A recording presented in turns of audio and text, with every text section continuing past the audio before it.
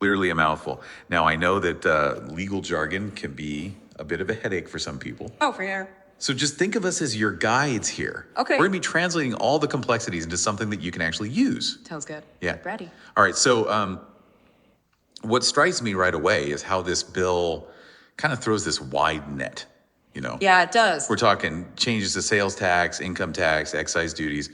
And I feel like there are some pretty significant shifts in power dynamics between taxpayers and the authorities. Yeah, absolutely. I mean, you hit the nail on the head there. Okay. This is going to be a big one. Yeah. It really does cover a wide range. Okay, so let's start unpacking all of this with the Sales Tax Act of 1990. Okay, there's a proposed tweak to Section 88. Okay.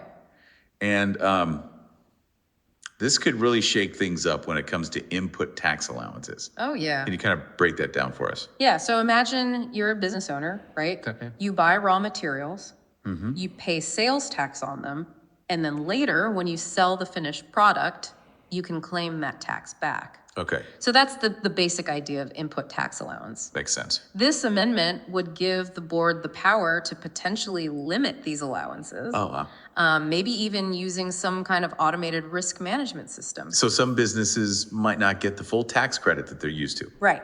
That sounds like it could cause some friction, Yeah. especially if businesses feel like they're being unfairly labeled as high risk by this system. What kind of safeguards are we talking about here? Well, the bill itself doesn't really get into the specifics of how this risk management system would work. Okay. So how will they assess this risk? What factors will they consider? Will businesses even know why they're being flagged? Yeah. You know, these are all questions that need answers. The good news is the bill does allow for appeals. Oh, okay. So if a business disagrees with the board's decision, they can take it up with the commissioner. So at least there's a process for pushing back if you feel like you've been wronged in some way. Right, exactly. But this sales tax update is just the beginning. Yeah, just the tip of the iceberg. This bill proposes a whole arsenal of new powers for tax authorities. That's right. We're looking at new sections 14AC, 14AD, and 14AE. Okay. And each granting these substantial new powers to the commissioner and the chief commissioner. Yep, that's right. This is where things get really interesting. It does. Hold on tight, because Section 14AC could potentially allow the commissioner to freeze bank accounts Oh. of individuals who haven't registered for tax purposes. Oh, wow. That's a pretty big hammer, isn't it? That's a big one. Yeah. I mean, on the one hand, you could argue it's a strong motivator for people to get their tax affairs in order, right? No one wants their bank account frozen. Right. But on the other hand, it does raise concerns about fairness and the potential for mistakes. What if someone is mistakenly flagged as unregistered? Right. What kind of safeguards are in place to prevent this power from being misused? Yeah, these are some serious questions. Definitely. And then there's Section 14AD, which gives the commissioner the power to restrict property transfers Oh, wow. for anyone not registered for taxes. Okay. Imagine trying to sell your house Right. and discover you can't because of this. Yeah. That could throw a wrench in the entire real estate market, couldn't it? Absolutely. Think about all the people who might be caught off guard by this. Right. Maybe they've inherited property or they're just unaware of the registration requirements. You know, this could create chaos and potentially even depress property values. The need for clear guidelines and a transparent process for addressing disputes is really critical. Okay, and just when you thought it couldn't get any more intense, Yeah. we get to Section 14AE. Oh, This one grants even broader powers, wow. like sealing business premises, Okay. seizing movable property, even appointing receivers for businesses of unregistered individuals. Really? This feels like a whole new level of enforcement. It does. You know, these measures could have a devastating impact on businesses and really send shockwaves through the economy. The bill does mention some safeguards, things like requiring public notices, hearings, and involving chambers of commerce in the process. Okay. But whether these safeguards will be enough to prevent overreach remains to be seen. It sounds like they're trying to walk a tightrope here. Yeah. Giving authorities the muscle to enforce tax laws, but also trying to protect the rights of individuals and businesses. Right. It definitely raises the stakes in the relationship between taxpayers and the taxman. For sure. And that's just the tip of the iceberg. Oh boy. This bill also proposes changes to how auditors are appointed Okay. and how information is shared between tax authorities and banks. Wow. We're about to enter a whole new world of tax enforcement. That's a great place to pause. Okay. Let's dive into those details and more in part 2 of our deep dive. Sounds good. Picking up where we left off, this bill also lays out some pretty specific economic restrictions that could directly impact your life. Oh, wow. Especially if you haven't filed those income tax returns. This is where it gets real for a lot of people. Yeah. What exactly are we talking about here? Okay, so imagine this. You've been saving up. You're finally ready to trade in that old clunker for a shiny new car. Okay. But guess what? If you haven't filed your tax return, your application to buy or register that new vehicle could be rejected. So no new car smell for anyone who hasn't filed their taxes. Right. That's a pretty big deal.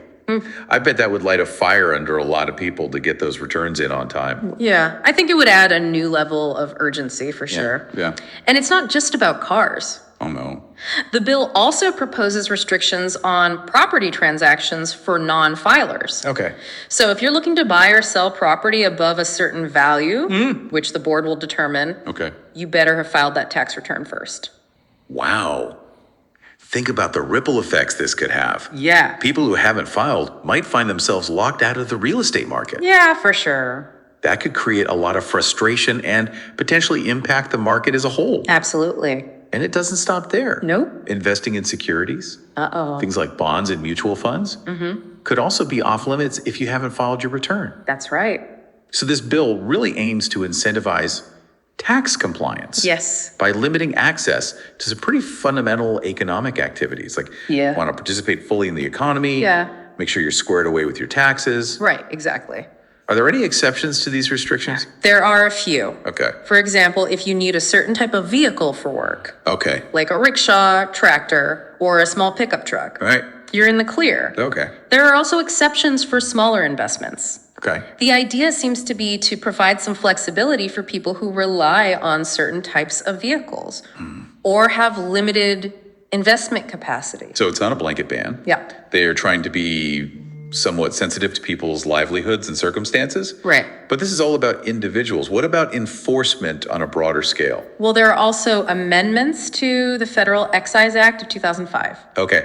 And this is where things get really interesting in terms of how goods are tracked and monitored. Sounds like we're entering the world of high-tech tax enforcement. Yeah. What's the deal with these amendments? Think of it like this. You've got tax stamps, banderoles, stickers, labels, even barcodes, all being used to track goods that are subject to excise duty. Okay. This creates a digital trail, making it much harder for counterfeit goods to slip through the cracks Okay. or for people to evade taxes. It's like a digital paper trail for everything, Yeah, from cigarettes to alcohol. pretty much. That makes it a lot harder to hide things from the tax man. It does. Exactly.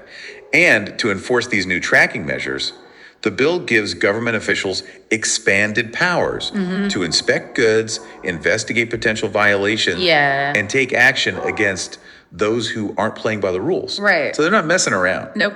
This could be a game changer for industries that rely heavily on excise taxes, like tobacco and alcohol. For sure. It seems like the government is really pulling out all the stops to crack down on tax evasion. It's a multifaceted approach, that's for sure. Yeah.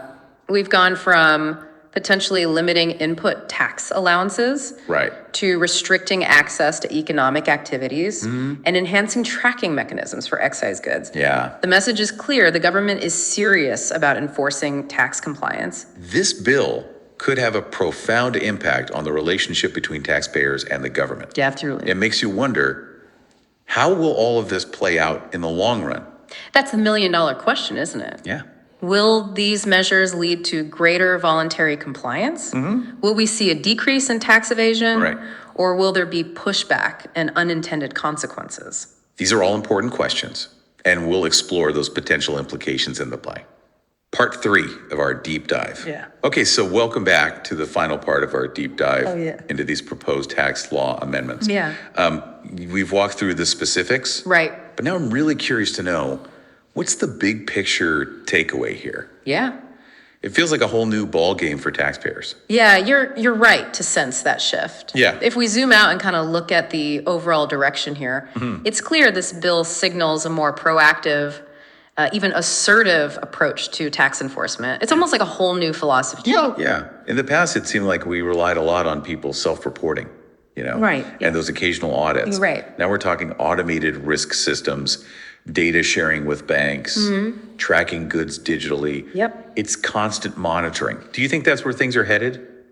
It certainly seems so. I mean, the government wants real-time visibility into what taxpayers are doing, making it much harder to fly under the radar. Right. The question is, how will people react to that? Right. And I think part of me thinks, well, if you're playing by the rules, you've got nothing to hide. Right. But then there's that other side. Yeah. Concerns about privacy, feeling like Big Brother is watching your every transaction. Totally. How do you strike that balance? That's the key challenge here. Yeah. For these measures to truly work, the public needs to buy in. Okay.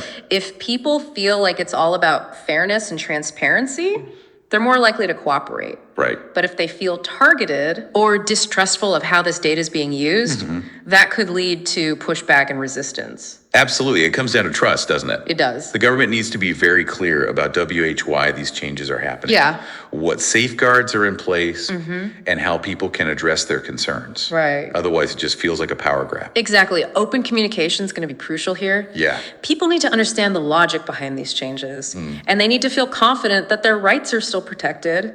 Right. This isn't just about collecting more taxes. It's about reshaping that entire relationship between taxpayers and the authorities. Wow, we've covered so much ground today. We have. From those potential limits on input tax allowances to these new enforcement tools that feel straight out of a spy movie. I know, it's crazy. What stands out to you as the most impactful part of all of this?